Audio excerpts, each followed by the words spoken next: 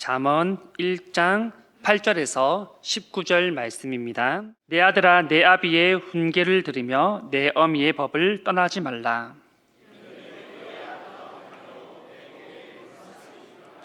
내 아들아, 악한 자가 너를 깰지라도 따르지 말라.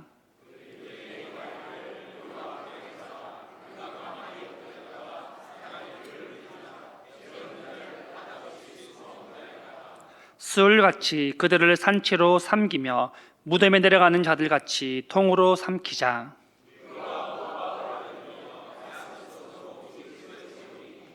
너는 우리와 함께 제비를 뽑고 우리가 함께 전대 하나만 두자 할지라도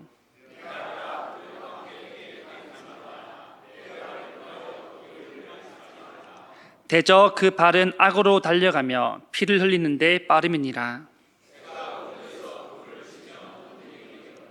그들이 가만히 엎드림은 자기의 피를 흘릴 뿐이요 숨어 기다림은 자기의 생명을 해할 뿐이니 이익을 탐하는 모든 자의 길은 다 이러하여 자기의 생명을 잃게 하느니라. 아멘.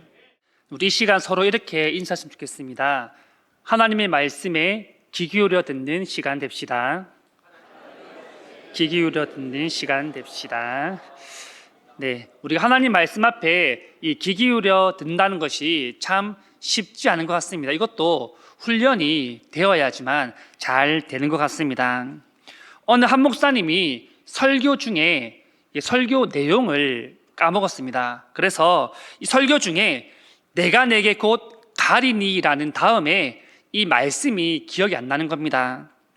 그러니까 너무나 긴장을 해서 이 단상을 붙잡고 또 한 번 내가 내게 가리니라고 그렇게 외칩니다. 그런데 또 생각이 안 나는 겁니다.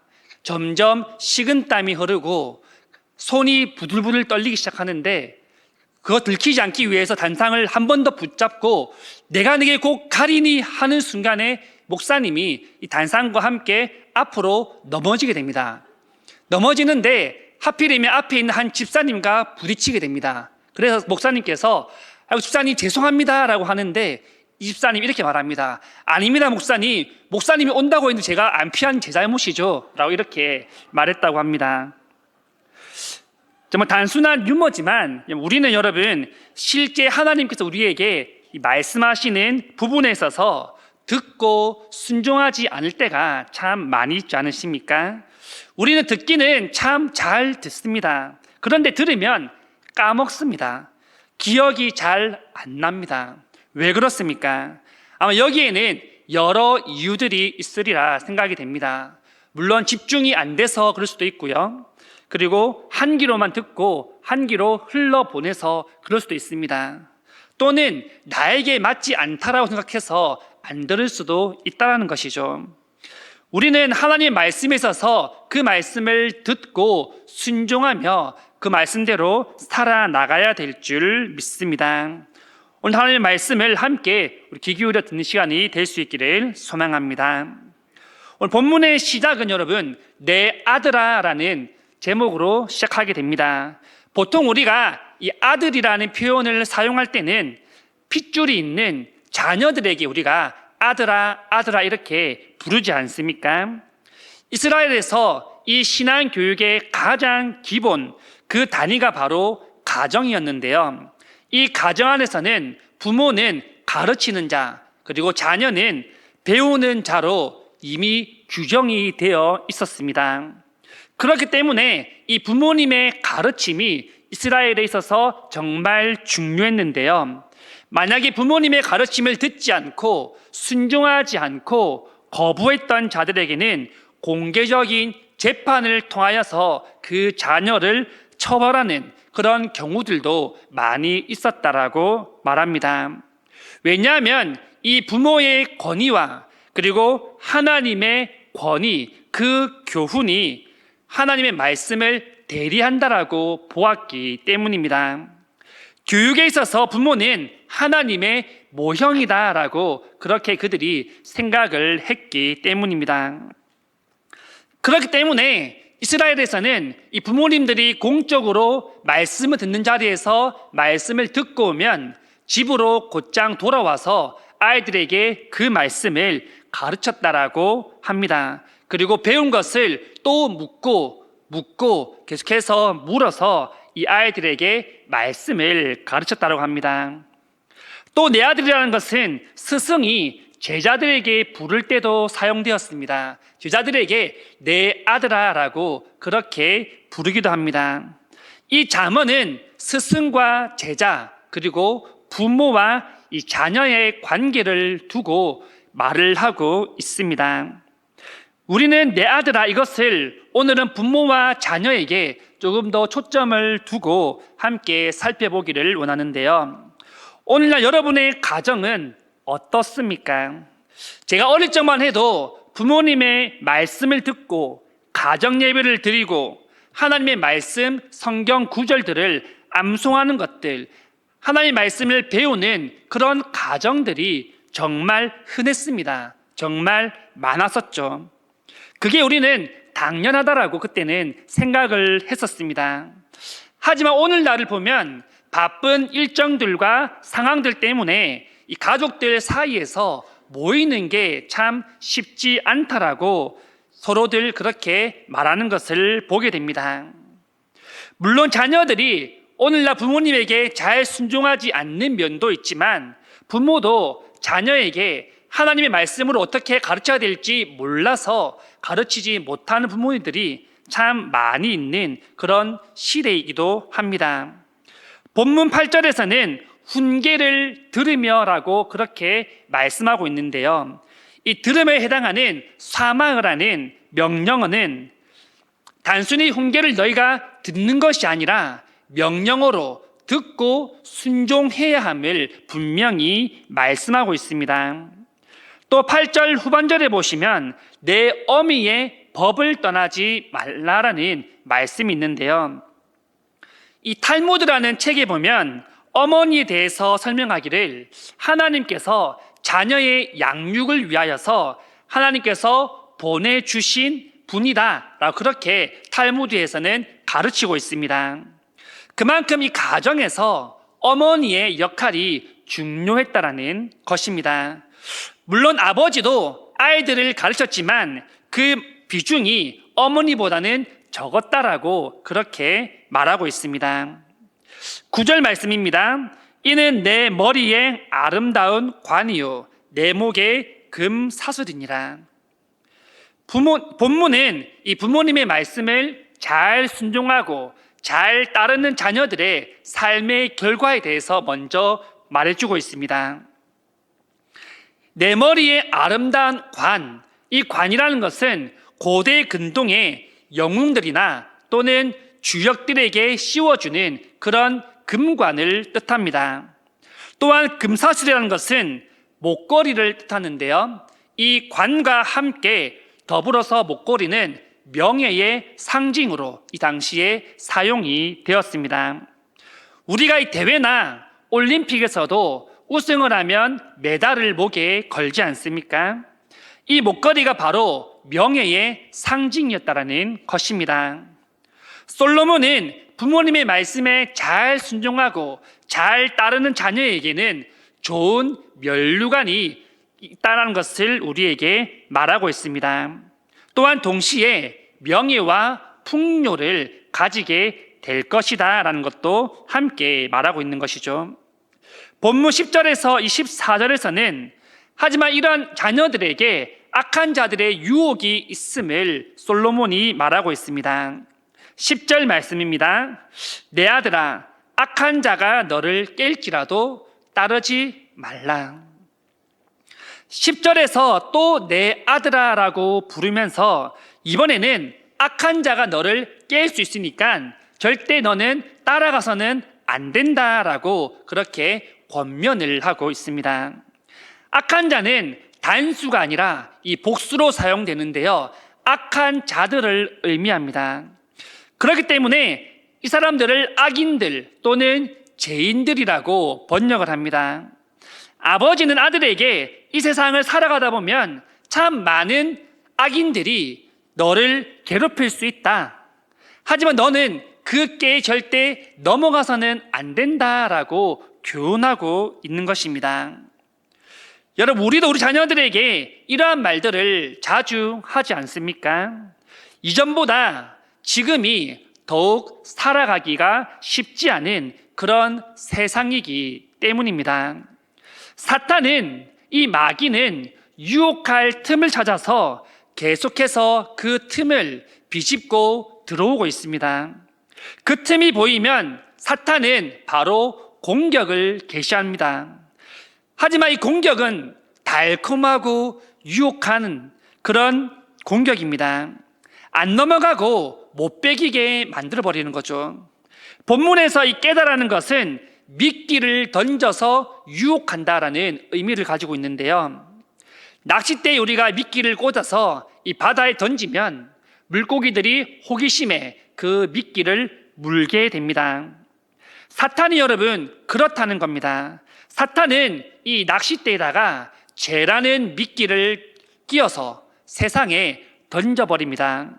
그런데 사람들은 그 죄라는 것이 너무나도 달콤하기 때문에, 너무나도 나에게 유익이 되기 때문에, 좋기 때문에 그것을 덥석 물어버린다는 사실입니다. 사실 이것이 우리의 연약함이기도 합니다. 우리에게 필요한 것들이 공급된다라고 하면 정의와 공의를 뒤로한 채 우리는 그 손을 잡을 때가 얼마나 많이 있습니까? 11절에서 14절 말씀을 제가 읽겠습니다. 그들이 내게 말하기를 우리와 함께 가자. 우리가 가만히 엎드렸다가 사람의 피를 흘리자. 죄 없는 자를 까닭없이 숨어 기다리다가 수울같이 그들을 산채로 삼키며 무덤에 내려가는 자들같이 통으로 삼키자. 우리가 온갖 보화를 얻으며 빼앗은 것으로 우리 집을 채우리니 너는 우리와 함께 제비를 뽑고 우리와 함께 전대 하나만 두자 할지라도. 본문에 보시면 이 사탄이 삼킬 자를 찾는 모습을 보여주는데요. 숨어 있다가 유혹을 해서 먹이로 사냥하는 모습을 연상케 합니다. 하지만 사탄의 유혹은 강압적이거나 또는 억압이 있지 않습니다. 부드럽습니다. 달콤합니다. 우리와 함께 가자라고 사탄은 그렇게 우리에게 유혹을 한다는 겁니다. 본문에 보시면 이 사탄의 계략에 대하여서 설명하고 있는데요. 11절 중반에 보시면 이렇게 말씀합니다. 우리가 가만히 엎드렸다가 사람의 피를 흘리자. 여기서 이 사람의 피를 흘린다는 것은 무고한 자, 즉 죄 없는 자에게 피를 흘리게 만들자라는 사탄의 계략입니다. 경찰이 범인을 잡기 위해서 경찰차에서 잠복 근무를 하게 됩니다. 그런데 잠복 근무는 몇 시간 그리고 며칠에 끝나지 않을 수 있습니다. 길면 몇 달이 될 수도 있고 1년이 될 수도 있습니다. 그러다가 범인이 나타나면 바로 덮쳐서 잡게 됩니다.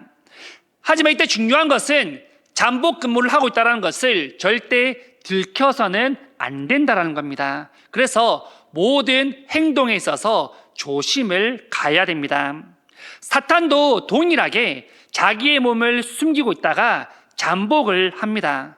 조용하게 숨어서 그 때를 기다립니다. 그런데 이 목적이 무엇이라고 말합니까? 바로 무고한 자의 피를 흘리기 위함이다라고 그 계략을 말해주고 있습니다.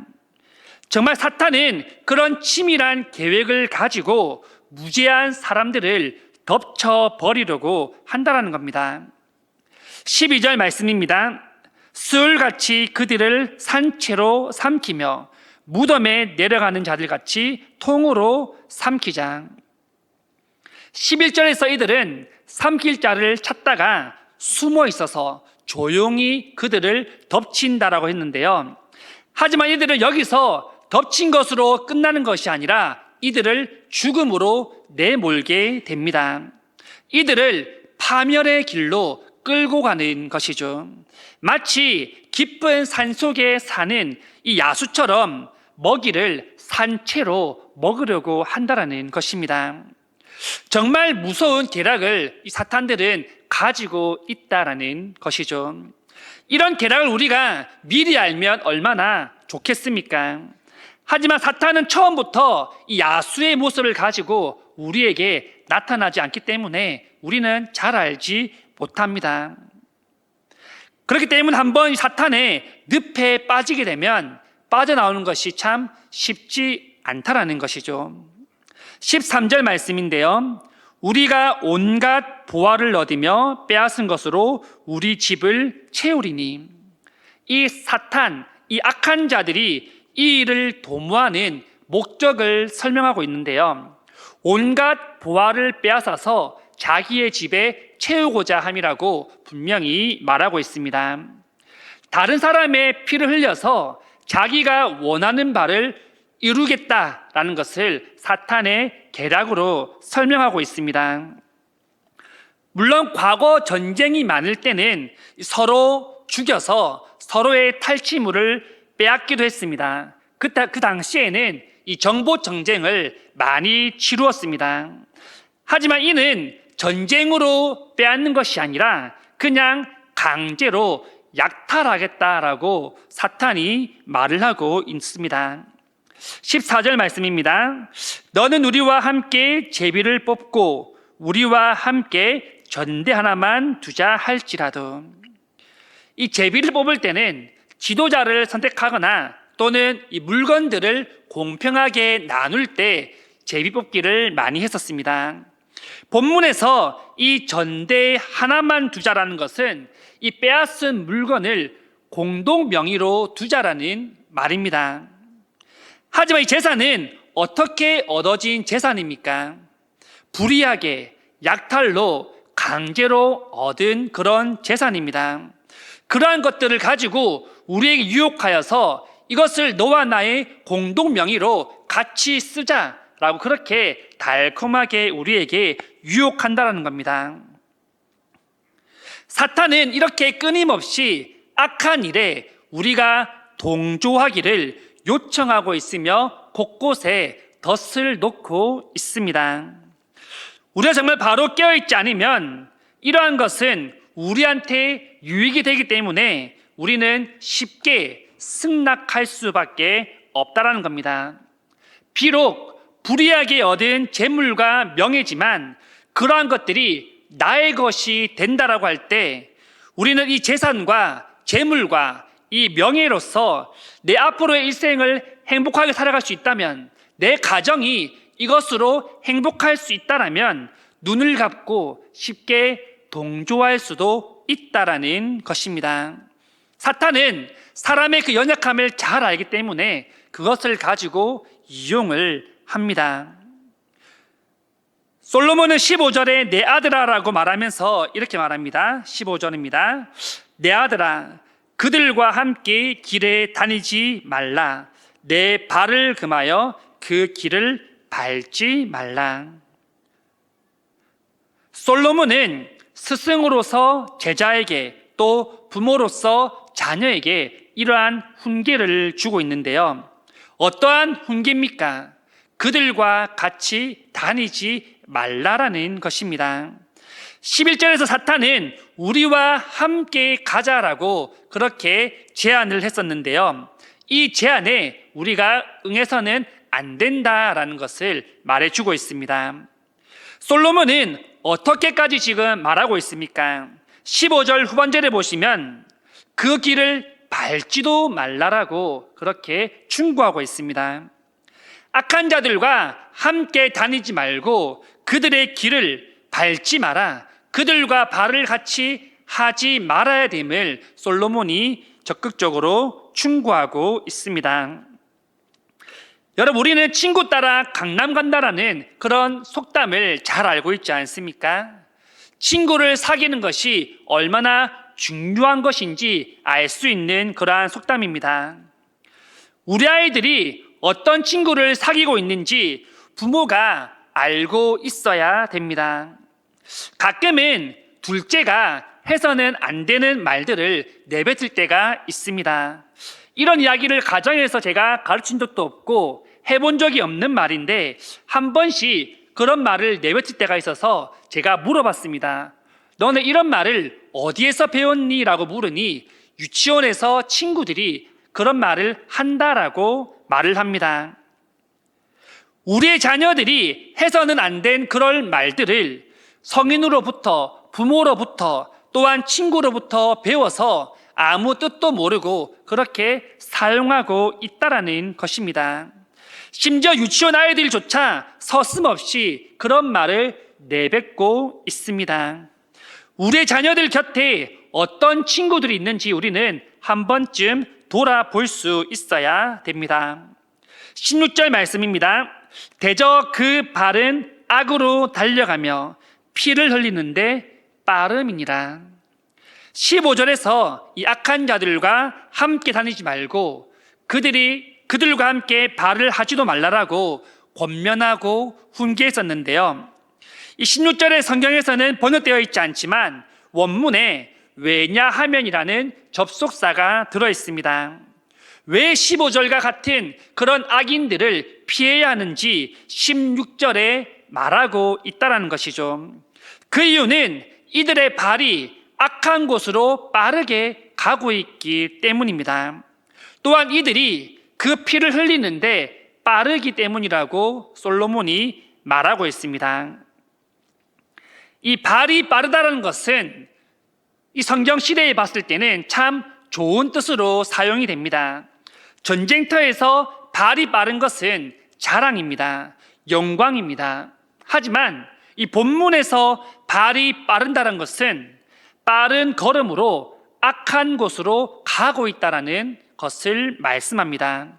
즉 죽음을 향하여서, 죽음의 늪을 향하여서 빠르게 가고 있다라는 것을 말해줍니다.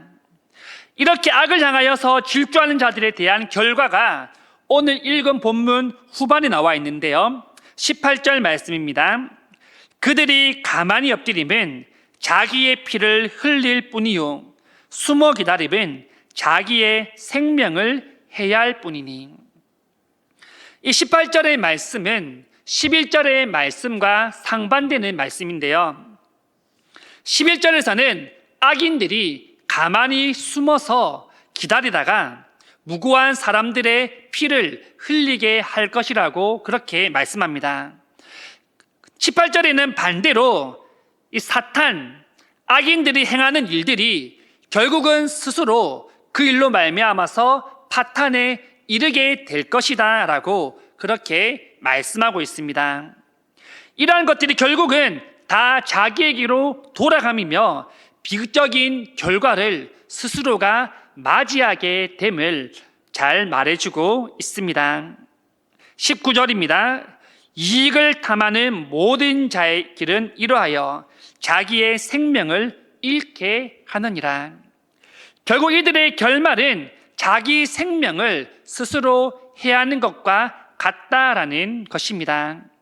다시 말해서 남의 목숨을 통하여서 자기의 유익을 탐내는 자는 결국은 자신의 목숨 또한 잃게 될 것이라는 그러한 교훈을 주고 있습니다. 말씀을 맺겠습니다. 오늘 본문은 청년을 향하여서 또는 부모를 향하여서 그렇게 훈계와 권면을 하고 있는 말씀인데요. 인생이라는 것은 우리가 잘 알다시피 선과 악 두 분류로 그렇게 분류되어 있습니다. 이 선과 악은 부모가 정해주는 게 아닙니다. 스스로가 선택하는 것입니다. 다만 부모는 옆에서 선이 무엇인지 악이 무엇인지 알려주는 그런 역할을 감당해야 합니다. 하나님께서는 부모에게 권위를 허락하셨는데요. 그 권위는 바로 하나님이 주신 자녀들을 양육하는 권위입니다. 하나님의 말씀을 대리해서 가르치는 말씀의 권위를 부모에게 주셨다라는 것입니다. 행복한 가정은 여러분 어떤 가정입니까? 자녀가 부모님의 말씀에 순종하고 부모는 하나님의 말씀으로 자녀를 잘 양육하는 것이 가장 아름다운 가정이지 않겠습니까? 우리 모든 성도님들이 이러한 가정들이 다 될 수 있기를 소망합니다. 우리가 사는 이 세상은 참 유혹이 많지 않습니까? 그리고 많은 악인들이 우리 주변에 도사리고 있습니다. 하지만 하나님께서는 우리를 결코 내버리시지 않는다는 사실을 우리가 기억했으면 좋겠습니다. 불법을 행하는 자들의 결말을 오늘 말씀을 통하여 우리에게 보여주신 것처럼 하나님께서 정의와 공의로 그들을 심판하시며 우리의 삶을 올바른 길로, 선한 길로 인도해 주실 줄 믿습니다. 우리는 사실을 기억하고 먼저 우리 스스로 죄에 빠지지 않도록 힘써야 될 줄 믿습니다. 악은 어떤 모양이라도 버려야 된다는 그 말씀처럼 모든 성도님들이 모든 악에서 떠나서 하나님 말씀 앞에 온전히 순종하며 살아갈 수 있기를 간절히 소망합니다.